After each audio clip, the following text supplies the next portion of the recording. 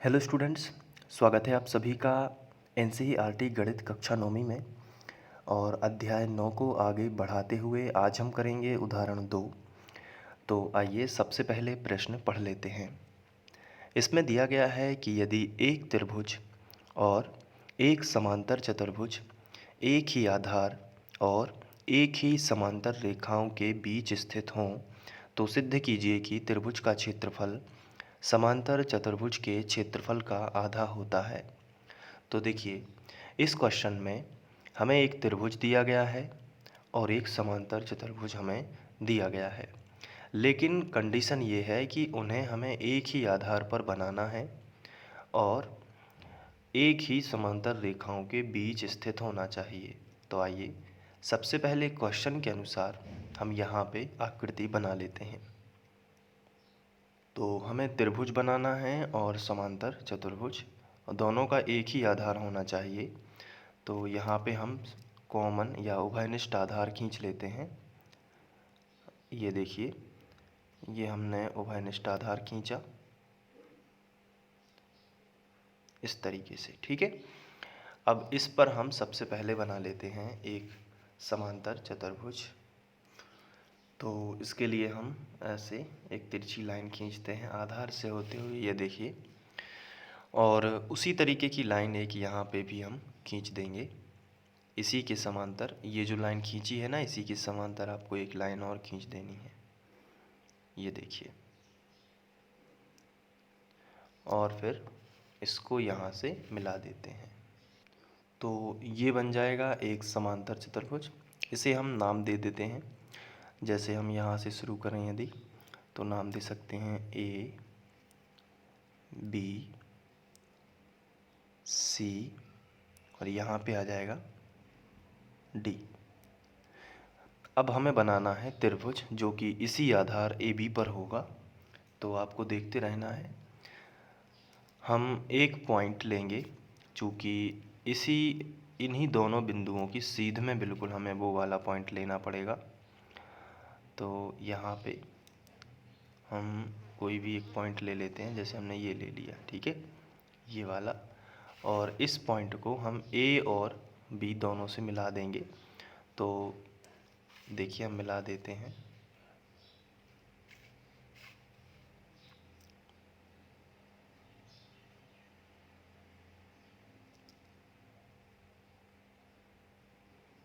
सबसे पहले ए से मिला दिया, इसके बाद हम बी से मिला देते हैं।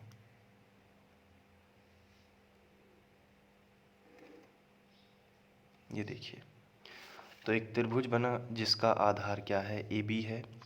और एक समांतर चतुर्भुज बना ए बी सी डी जिसका आधार भी क्या है, ए बी है। तो इस तरीके से हमने दो चीज़ें बनाई।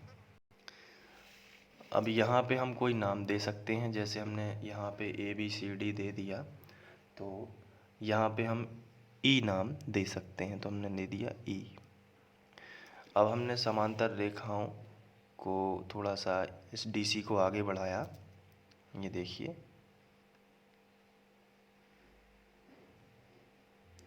ताकि ये ई सी और ए बी समांतर रेखा हैं, तो आपको ये याद रखना है।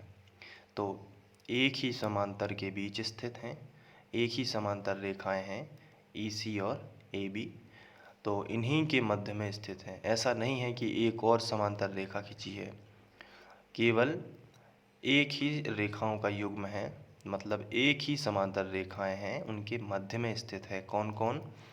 ए बी सी डी एक समांतर चतुर्भुज और ई बी ए एक त्रिभुज, वो दोनों एक ही समांतर रेखाओं के मध्य स्थित हैं। तो ये आपको याद रखना है। तो सबसे पहले हमें जो दिया गया है उसको हम लिख लेते हैं। तो चलिए स्टार्ट करते हैं। तो सबसे पहले हम लिखेंगे कि ए बी सी डी या समांतर चतुर्भुज ए बी सी डी तथा त्रिभुज ई ए बी दोनों एक ही आधार ए बी तथा एक ही समांतर रेखाओं के मध्य स्थित हैं।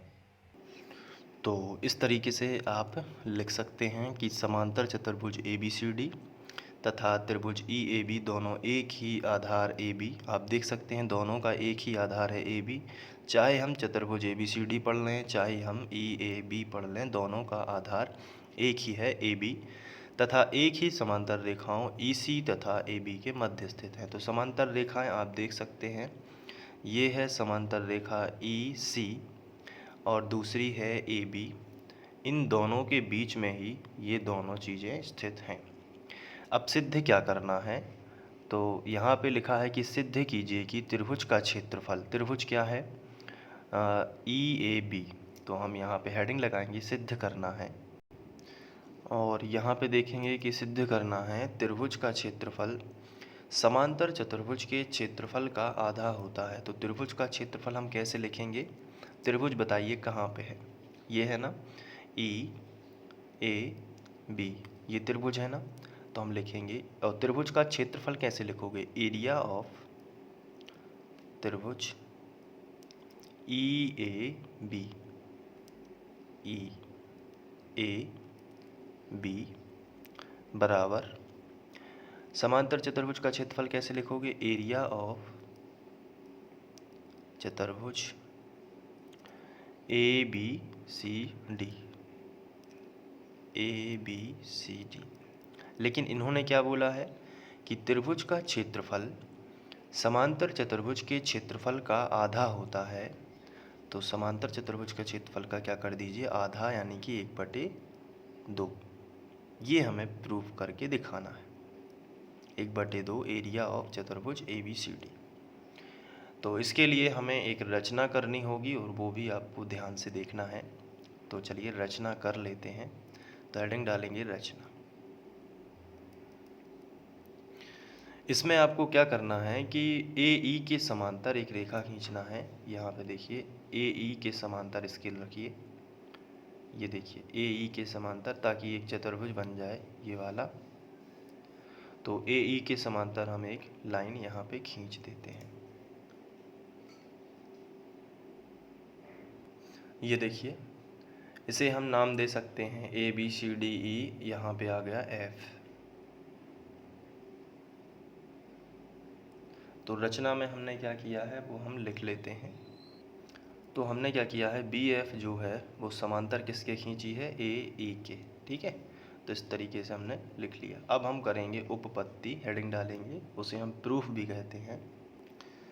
अब हमें चित्र को ध्यान से देखना है और इसे प्रूफ करना है। चित्र में देखिए, यहाँ पे दो समांतर चतुर्भुज बन चुके हैं। पहला तो ए बी सी डी पहले से ही बना था, लेकिन दूसरा बन गया है ए बी एफ ई। आप देख सकते हैं ए बी सी डी, एक तो ये है और दूसरा कौन सा है, ए बी एफ ई। देख पा रहे होंगे ना, ए बी एफ ई, ये चतुर्भुज है ना, ये वाला। और दूसरा कौन सा है, ए बी सी डी, ये वाला। तो ए बी एफ ई जो है, इसको मैं हाईलाइट कर देता हूँ।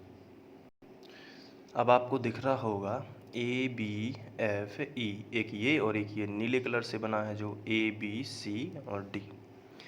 ये दोनों चतुर्भुज जो हैं वो एक ही आधार पर बने हुए हैं और एक ही समांतर रेखाओं के बीच में है, क्योंकि सभी बिंदु एक ही सीध में हैं। आप देख सकते हैं ई डी एफ और सी, सभी बिंदु कैसे हैं, एक ही सीध में हैं। तो हम कह सकते हैं कि अगर ऐसी स्थिति है, तो हमने प्रमेय 9.1 पढ़ा हुआ है कि यदि दो समांतर चतुर्भुज एक ही आधार और एक ही समांतर रेखाओं के मध्य स्थित होते हैं तो उनके क्षेत्रफल बराबर होंगे। यानी कि जो हमारा त्रिभुज ए बी सी डी का क्षेत्रफल है वो ए बी ई एफ के क्षेत्रफल के बराबर होगा, क्योंकि इनका आधार एक है और ये एक ही समांतर रेखाओं के बीच स्थित हैं। तो हम यहाँ पे लिखेंगे कि चूँकि समांतर चतुर्भुज ए बी सी डी तथा समांतर चतुर्भुज, आप यहाँ पे देख सकते हैं कौन सा होगा, ई एफ या ए बी एफ ई, यही होगा ना, ए बी एफ ई। तो यहाँ पे लिखेंगे तथा समांतर चतुर्भुज ए बी एफ ई एक ही आधार ए बी पर, एक ही आधार ए बी पर स्थित है ना, तो यहाँ पे हम लिखेंगे एक ही आधार ए बी पर स्थित हैं तथा दोनों एक ही समांतर रेखाओं ई सी और ए बी के मध्य स्थित हैं। तो यहाँ पे लिखेंगे दोनों एक ही समांतर रेखाओं, और समांतर रेखाओं के नाम बताइए, ई सी और ए बी। तो हम यहाँ पे लिखेंगे ई सी और ए बी के मध्य स्थित है, मध्य स्थित हैं। तो ऐसी स्थिति में दोनों के क्षेत्रफल क्या होंगे, बराबर, प्रमेय 9.1 के अनुसार। तो इसलिए एरिया ऑफ चतुर्भुज ABCD बराबर होगा एरिया ऑफ चतुर्भुज ABFC। ठीक है, इसे हम समीकरण 1 बना देते हैं। इसके बाद हम चित्र में देखेंगे। चित्र में यदि हम देखें तो चतुर्भुज ABFC के अंदर देखिए, ABFE के अंदर देखिए, ये जो चतुर्भुज आपको दिख रहा है ना, इसके अंदर देखिए BE उस चतुर्भुज का विकर्ण है, और विकर्ण किसी भी चतुर्भुज को दो सर्वांग सम त्रिभुजों में बांटता है। तो यहाँ पे एक त्रिभुज बनेगा EAB, है ना, इस तरीके से बनेगा EAB, और दूसरा कौन सा बनेगा EFB, ये वाला आपको दिख रहा होगा। और पूरा चतुर्भुज एक बार फिर से देखिए, ये है ABFE। इसका विकर्ण क्या है, ये देखिए, ये BD विकर्ण है ना। तो किसी भी समांतर चतुर्भुज का विकर्ण उसे दो सर्वांग सम त्रिभुजों में विभाजित करता है, यानी कि जितना मतलब कि ABE सर्वांग सम किसके होगा, त्रिभुज EFB के या BFE के। तो हम कह सकते हैं कि यहाँ पे हम लिखेंगे तथा त्रिभुज, पहले त्रिभुज का नाम बताइए EAE, त्रिभुज EAB सर्वांग सम होगा त्रिभुज, इसका नाम बताइए BFE। यहाँ पे हम लिखेंगे BFE, ये दोनों सर्वांग सम होंगे। क्यों होंगे, तो लिखेंगे क्योंकि समांतर चतुर्भुज के विकर्ण, यहाँ पे आप देख सकते हैं कि समांतर चतुर्भुज का जो विकर्ण है, ये वाला BD या BE दो सर्वांग सम त्रिभुजों में उसे विभाजित कर देता है। तो ये पूरी लाइन हम यहाँ पे लिख लेते हैं। तो इस तरीके से हमने लिखा, क्योंकि समांतर चतुर्भुज का जो विकर्ण होता है, ये देखिए, समांतर चतुर्भुज ABFE का जो विकर्ण होता है BE, उसे दो सर्वांग सम त्रिभुजों में विभाजित करता है। पहला त्रिभुज हो जाएगा ABE और दूसरा हो जाएगा BFE। तो ये दोनों को सर्वांग सम त्रिभुज हो जाएंगे ये, तो दो सर्वांग सम त्रिभुजों में विभाजित करता है। अब हमने पहले ही पढ़ रखा है कि सर्वांग सम त्रिभुजों के क्षेत्रफल हमेशा कैसे होते हैं, बराबर होते हैं। दो सर्वांग सम त्रिभुज हमेशा याद रखिए, उनके क्षेत्रफल कैसे होंगे, बराबर, क्योंकि सर्वांग सम का मतलब होता है एक के ऊपर एक को ढक दें तो वो एक दूसरे को बराबर बराबर ढक लेंगे। ठीक है, तो उनके क्षेत्रफल भी बराबर होंगे, इसलिए सर्वांग सम आकृतियाँ जितनी भी होती हैं उनके क्षेत्रफल बराबर होते हैं, याद रखिए, बेसिक है ये। तो एरिया ऑफ त्रिभुज EAB किसके बराबर होगा, एरिया ऑफ त्रिभुज BFE के, है ना। इस तरीके से हमने लिखा। तो आगे इसी को बढ़ाते हैं। तो एरिया ऑफ त्रिभुज EAB बराबर होगा, अब हम ये नहीं लिखेंगे, इसकी जगह पर हम थोड़ा सा लॉजिक लगाएंगे कि EAB जो है वो क्या है, किसके बराबर है। चूँकि बराबर बराबर हैं दोनों त्रिभुज, तो हम ये लिख सकते हैं BFE की जगह पर कि ये समांतर चतुर्भुज का एरिया का आधा है है ना, क्योंकि समांतर चतुर्भुज ए बी एफ ई के दो टुकड़े बराबर बराबर हैं। तो पहले हमने लिखा ई ए बी, ये लिख लिया, देख लीजिए आप, ये लिखा है ना ई ए बी। लेकिन बी एफ ई जो है यहाँ पे देखिए बी एफ ई, हम ये ना लिख के हम लिख सकते हैं कि ये पूरे चतुर्भुज का आधा हिस्सा है ना। तो आखिर बात तो वही हुई, चाहे आप बी एफ ई लिख लीजिए, चाहे आप पूरा ये बता दीजिए कि पूरे चतुर्भुज का आधा हिस्सा है। ये आधा तो है ही, क्योंकि बराबर बराबर दो टुकड़े हुए हैं इसके। तो आप इस तरीके से लिख दीजिए कि ये आधा है एरिया ऑफ चतुर्भुज, और इस चतुर्भुज का नाम क्या है जिसके अंदर ये बी एफ ई है, ए बी एफ ई, है ना। तो यहाँ पे हम लिखेंगे कि आधा है ये चतुर्भुज ए बी एफ ई के, ठीक है। इस तरीके से आपको लिख देना है।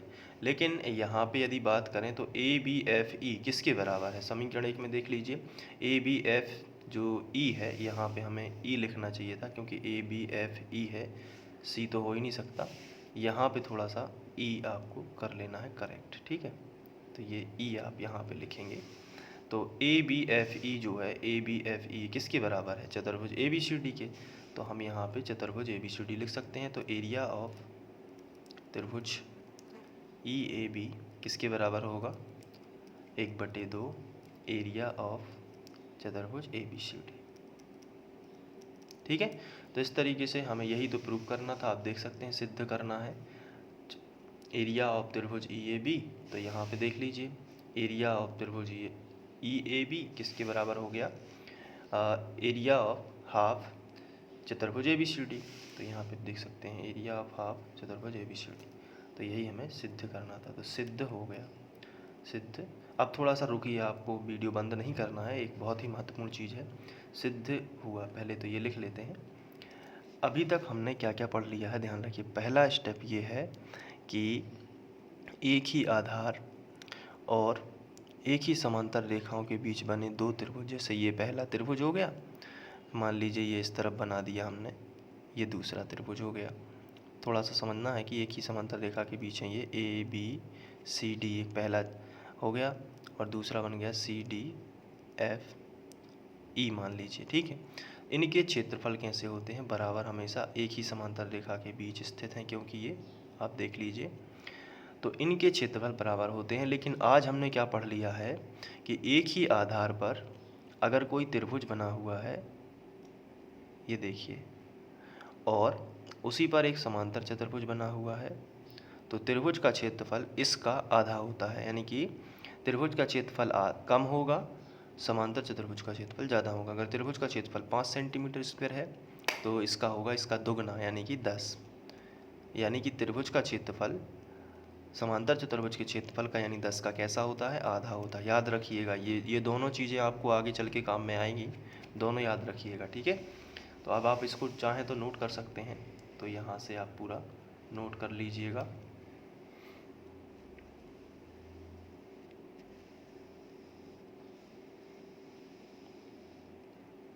Thank you.